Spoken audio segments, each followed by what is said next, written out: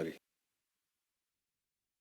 Now, are you thinking of starting a business or are running a business but you're stuck with access to capital? Now, here's some good news for you. Kenya has secured financial support of up to 100 million shillings, and that is from the United Kingdom to go towards supporting entrepreneurs. The Catalyst Fund is targeting financial technology software applications, which are, of course, business related. Now, Noah Kipkemboi had a chat about this and more with Alderman Estlin, the mayor of London, while he was visiting Nairobi. Let's go over to that conversation.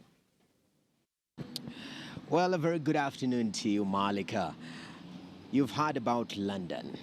Now, today we're going to speak to the Lord Mayor of London, Sir Alderman Peter Estlin.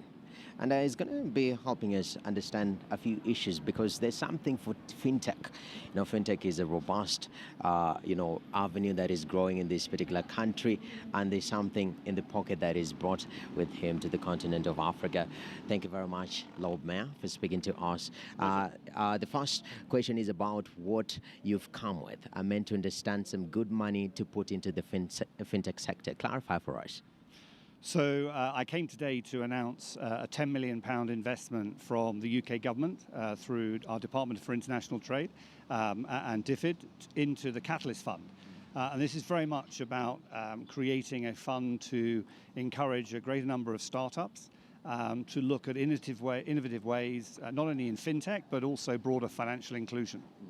Definitely. And the question is, somebody said it out there, and it's like, I have a brilliant idea, and this money might come to me if I pitch it. How do people go about it, especially people who are having these products that need funding? So, the way the Catalyst Fund works in principle is that people are encouraged to bring their ideas forward. And if those ideas galvanize sort of the audience and the selectors, then they get chosen to be part of the Catalyst Fund. So what needs to be successful is something that is unique, something that is not just a repeat of another idea, something that is clearly solving a problem. So what I would encourage people to do is think through, what are the issues that people genuinely have, and what is the solution to that, or a solution to that problem.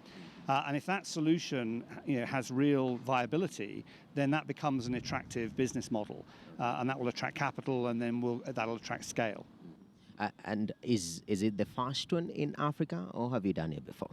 So in terms of the Catalyst Fund, I believe that is one of the first here in Kenya.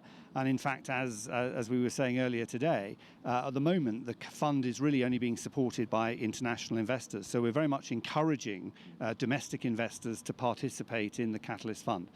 But there are other funds across Africa. And there is a sense of competition, but the scale of opportunity is huge.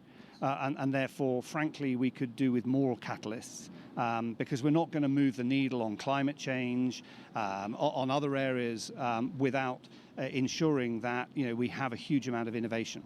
Definitely. And it will be injustice to our viewers if I don't ask this question, and it touches on the UK-Africa relations. We're seeing a lot of changes in Europe. There's the issue of Brexit. A lot of people are asking a lot of questions in terms of trade relations. This change that your country is undergoing, is it going to affect some of these relations that we have? Absolutely. So, really at the heart of the UK's strategy is to boost greater trade relationships internationally. Obviously, we need to resolve the little B word, which I think we might be referring to there, the Brexit agenda with our European partners. But importantly, the UK is really committed to strengthening trade relations around the world.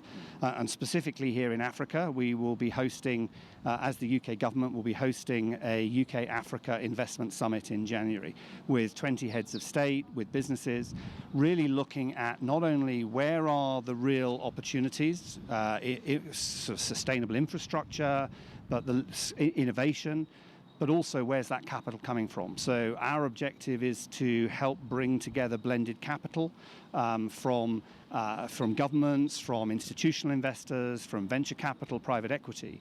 But what we're encouraging our African partners to do is to come up with a slate of really innovative areas for investment, not only in infrastructure, but also, as I said, in new ideas. Definitely. And should it be a concern? Because for the longest time, the UK has been the greatest source of foreign direct investment for Africa. But recently, China came and took over. Was it laxity from the UK side, or is it just that the world is becoming more proactive and people have to up their game in terms of coming into Africa? Look, I mean, the world is in one sense getting smaller. And as part of that, we recognize that the world, we have to support all of the economies in order to support the world.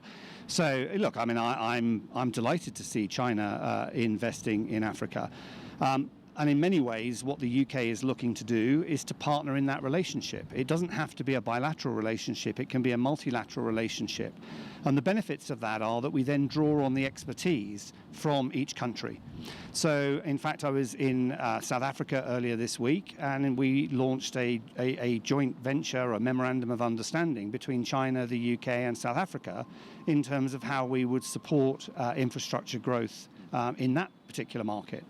So to my mind, recognizing the scale of China, I mean, it will be the largest economy in the world fairly soon, together with the expertise that the UK has.